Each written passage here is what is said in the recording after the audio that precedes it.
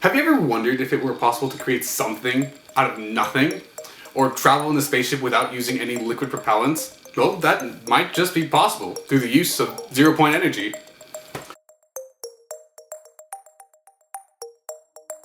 According to quantum field theory, there are these fields that permeate the entire universe, and that when they are stimulated, a certain particle pops into existence.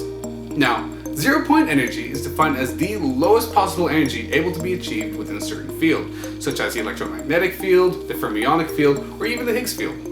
Now, this lowest possible energy is called the ground state, and surprisingly, it still contains trace amounts of energy.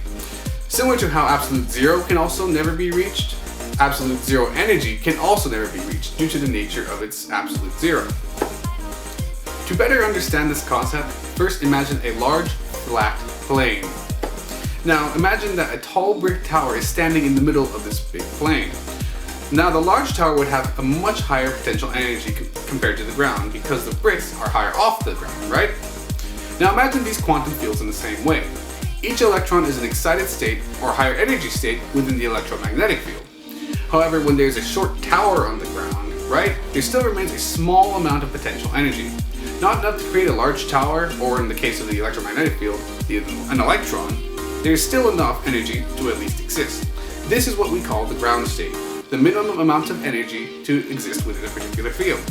Similar to absolute zero, we can never reach this point of zero energy in these quantum fields. Thus, there must still be small amounts, even when you're in a vacuum, which is supposed to have nothing.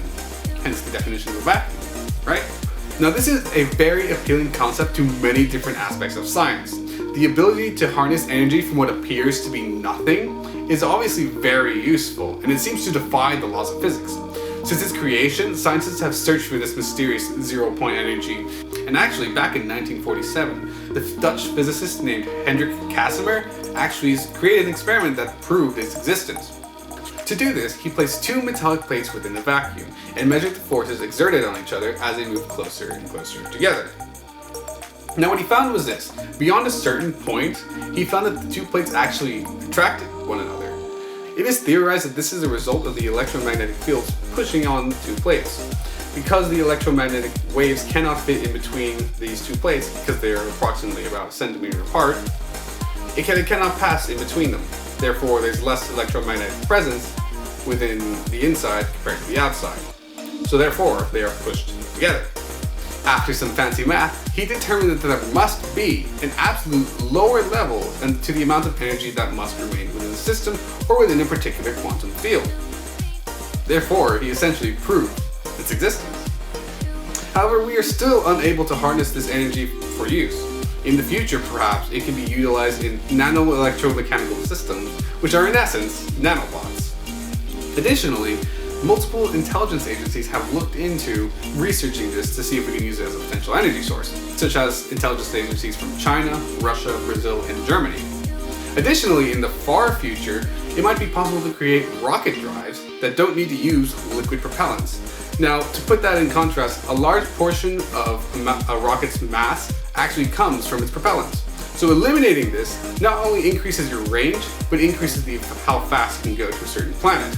However, most scientists agree that this is not a very viable source of energy, right? Simply because it appears to violate the first law of thermodynamics. Energy cannot be created or destroyed. The concept of zero-point energy actually means that it would be possible to withdraw energy from empty space or a vacuum. Now, this does not quite seem possible since there's nothing there. So withdrawing energy from nothing seems like it would be breaking that first law. Now, think about it this way. If the concept of zero-point energy is the lowest amount of energy available in a particular field, the lowest possible energy that can exist, and its ground state, right? So if you were to withdraw this energy, how would you be able to do that? Taking energy from the ground state, which is the concept of zero-point energy, means that you'd be taking energy out and that the energy would go below the ground state, which is not possible since you'll be practically reaching absolute zero. While this mysterious zero-point energy is ever present throughout the whole universe, scientists still have not directly observed it nor understand how it behaves. It is widely held in the scientific community that this is unlikely going to be a very viable source of energy, simply because we do not know if we are able to harness it yet. But maybe sometime in the future, someone will invent a method to harness this ever-present energy, and maybe at that point, it'll be practical for us to use. We might be able to use this for our power grids or even push humanity beyond our solar system using rocket drives.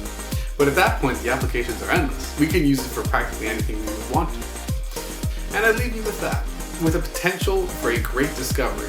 After all, before electricity, we didn't know electricity could exist, nor did we know what its potential could be. So maybe this is our new electricity. Who knows if this will be a new power source or if this will just be some esoteric part of physics. Regardless, it's a very interesting concept, and the possibilities with this could be endless. Thanks for watching.